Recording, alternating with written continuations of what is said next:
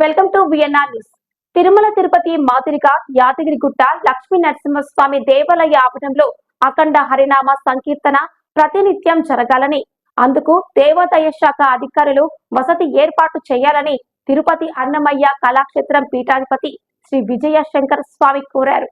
మే 7 హైందవ భక్తి కళా సమ్మేళన పోస్టర్ను వరంగల్లో Vijaya Shankara Swami Hindus for plurality and equality అధికార ప్రతినిధి మల్లికా వల్లభతో కలిసి ఆవిష్కరించారు. సందర్భంగా ఆయన మాట్లాడుతూ యాదాద్రి దేవాలయంలో హరినామ సంకీర్తన జరుపుటకు వసతి ఏర్పాటు చేయాలని కోరిన దేవాదాయ శాఖ అధికారుల నుండి స్పందన రావటం లేదని అన్నారు.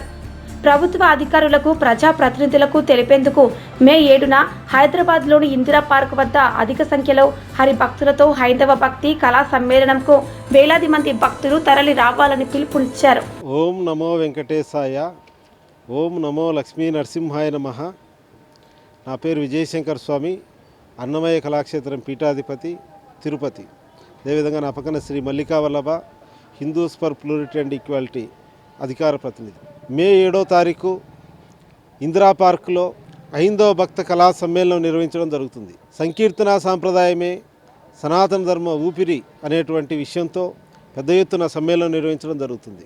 ఎందుకంటే తెలంగాణ తిరుపతిగా పిలిచే యాదాద్రి లక్ష్మీ నరసింహస్వామి దేవస్థానంలో తెలంగాణ గ్రామాల్లో దేవాలయాల్లో ప్రతినిత్యం భజన చేసే కోలాటం చేసే భక్త బృందాలు యాదగిరిగుట్టలో భజన చేసుకోవడానికి మాకు అవకాశం కల్పించండి అని అడిగితే దేవస్థానం భజనలు చేసుకోవడానికి అవకాశం కల్పించలేదు. రకరకాల కారణాలు చెప్తున్నారు. వీళ్ళకి ఏ ఏర్పాట్లు అవసరం లేదు. దేవుడు లక్ష్మీ నరసింహస్వామి ఉన్నాడు అనుకొని అక్కడున్న మండపంలోనే భజనలు చేసుకుంటారు. ఈ ఉన్న భోజనము దర్శనం కల్పిస్తే చాలు. అంటే వీళ్ళకు భక్తి ఏంది, భక్తి పట్ల దాని యొక్క విలువేంది, భక్తుడేంది, ప్రాధాన్యత అనేది దేవాదాయం ఉన్నటువంటి అక్కడ ఉన్న అధికారులకు ఏమాత్రం తెలియదు అనేది స్పష్టంగా అర్థమవుతుంది. అందుకోసము ప్రభుత్వానికి కూడా ఈ విషయం తెలియాలి. వేలాది మంది కళాకారులతో ఇందిరా పార్కులో భజనలు కోలాటాలతో ఒక చక్కటి ప్రదర్శన చేస్తే తెలంగాణ ఈ సంకీర్తన సాంప్రదాయం యొక్క మహత్యం తెలుస్తుందని ఈ కార్యక్రమం చేస్తున్నాం. ప్రధానంగా ఈ దేవాదాయ శాఖ కానీ వీళ్ళందరూ కూడా కలిసి యాదాద్రిలో తిరుపతి తరహాలో 365 రోజులు దానికి ఒక పద్ధతి ఏర్పరిచి భజన గ్రామాల్లో ఉండే భజన వాళ్ళ యొక్క కోరిక మంచి కోరిక కనుక అది నెరవేరాల్సిందిగా ఈ కార్యక్రమం నిర్వహిస్తున్నాం. దేవస్థానం ఆలస్యం చేయకుండా వెనువెంటనే ఈ కార్యక్రమానికి అనుమతి ఇవ్వాల్సిందిగా ప్రార్థిస్తున్నాం. తిరుపతిలో 2003-2007 సంవత్సరాల్లో తాళ్ళపాక అన్నమాచార్యుల గృహము, అన్నమయ్య విగ్రహాలు కూల్చేయడం జరిగింది. అన్నమయ్య కళాక్షేత్రము జై భారత్ సంయుక్తంగా పెద్ద ఎత్తున ఉద్యమం చేసింది. 11,50,000 సంతకాలు 3 నెలల పాటు రథయాత్ర చేసి టీటీడీకి సంతకాలు ఇవ్వడం జరిగింది. తర్వాత కూడా వేలాది మందితో టీటీడీ పరిపాలన భవనం ఎదురుగా నిరసనలు వ్యక్తం చేయడంతో టీటీడీ ఈరోజు తొలగి చర్చలకు వస్తుంది. ఒక ఈవో దగ్గరికి ఫైల్ తయారైంది. వాళ్ళు అతి త్వరలో మేము అన్నమయ్య గృహము నిర్మిస్తున్నామని వాళ్ళు చెప్తూ ఉన్నారు. దాన్ని కూడా 1-2 నెలల పాటు ఆగి చూస్తాం వాళ్ళ మాట విని. లేదంటే మళ్ళీ కూడా అన్నమయ్య గృహసాధన సమితి మీద కూడా పెద్ద ఎత్తున దేశవ్యాప్తంగా ఉద్యమం జరుగుతుంది. ఓం నమో వెంకటేశాయ. మే 7వ తారీఖున హైందవ భక్తి కళా సమ్మేళనం జరగబోతోంది. వేలాదిగా తెలంగాణలో ఉన్నటువంటి భజన, కోలాట, జానపద కళాకారులందరూ కళా గురువులు అక్కడికి తరలి వస్తున్నారు.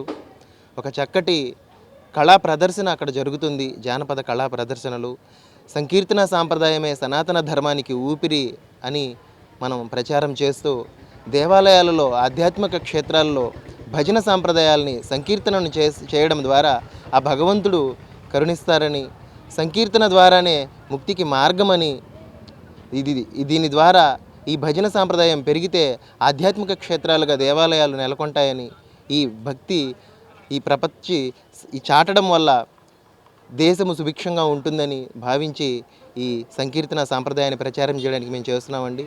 దీనికి సంబంధించి దేవాదాయ శాఖ వారు అనుమతులు ఇచ్చి యాదాద్రి క్షేత్రంలో అఖండ హరినామ సంకీర్తనకి అనుమతి ఇస్తే ఇంతకు మించిన ఆనందం మరొకటి లేదు. మనందరం ఈ భక్తిని చాటి ఆ భగవంతుని ప్రసన్నం చేసుకోవడానికి చక్కటి అవకాశం ఉంటుంది. ఓం నమో వెంకటేశ్వర.